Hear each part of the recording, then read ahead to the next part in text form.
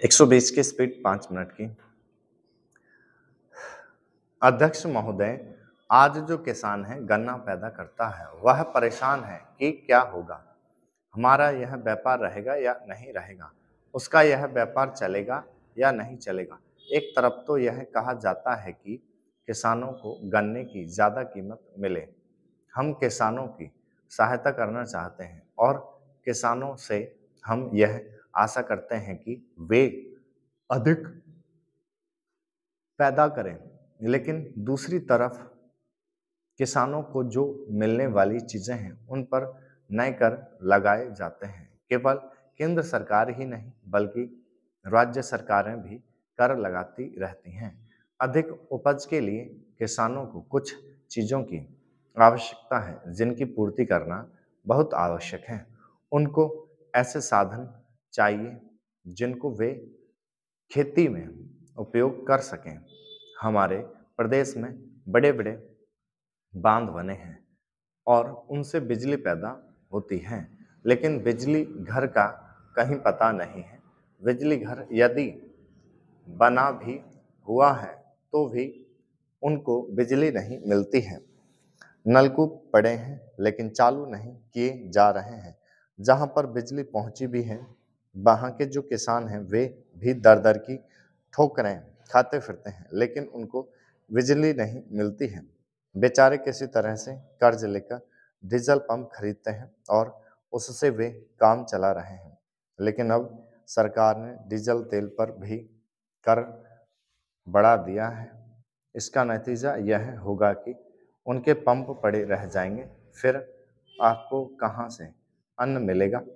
आप किसान से यह आशा करते हैं कि वह अधिक अन्न पैदा करके आपको दे, उपज बढ़ावे, लेकिन जो साधन हैं उन पर आप कर लगाते जा रहे हैं।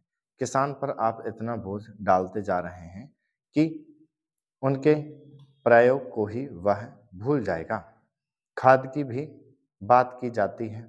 आप कारखाने भी खोलना चाहते हैं।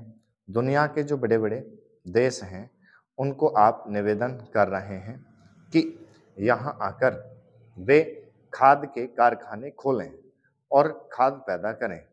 क्या खाद आप इसलिए पैदा करना चाहते हैं कि किसान उसको ले जाए और उसकी फसल भस्म हो जाए? कारण यह है कि उसको समय पर पानी तो मिलेगा नहीं। अगर पानी नहीं मिलेगा तो खाद किस काम आएगा? इसलिए आवश्यकता इस बात की है कि उसे पहले पानी दिया जाए। अध्यक्ष महोदय, मैं आज एक ऐसे प्रश्न पर बोलने जा रहा हूं जो देश के सामने एक बहुत बड़ी समस्या बना हुआ है। आजकल कृषि पर बहस चल रही है।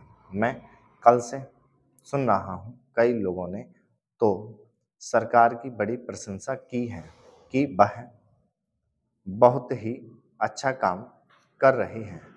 मैं मंत्री महोदय से एक प्रश्न करना चाहता हूं। मार्च में मंत्री महोदय ने एक प्रश्न के उत्तर में कहा था कि 2 वर्ष में हमारा देश आत्मनिर्भर हो जाएगा। मैं जानना चाहता हूं कि ऐसा कहने के पीछे उनका आधार क्या है? कौन से उनके पास ऐसे प्रमाण हैं जिनके आधार पर उन्होंने इस प्रकार की घोषणा की है? मैं चाहता हूं कि जब वह उत्तर दें तो इस बात को अपने उत्तर में बताएं। आप जानते हैं कि इस देश में 80% लोग खेती करते हैं और उनके बाद भी आज हमारे देश का सम्मान दूसरे देशों में कितना है। आज हम दूसरे देशों से देश के नागरिकों के लिए खाद्यान्नों का आयात काफ़ी मात्रा में कर रहे हैं। खाद्यान्न की स्थिति बिल्कुल संतोषजनक नहीं है।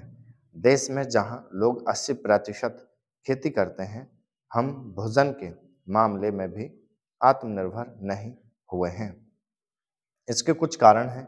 जिस समय देश स्वतंत्र हुआ उसी समय से इस सरकार ने कुछ गलतियां की हैं, जिसका यह परिणाम है कि आज इतने वर्षों के बाद स्टॉप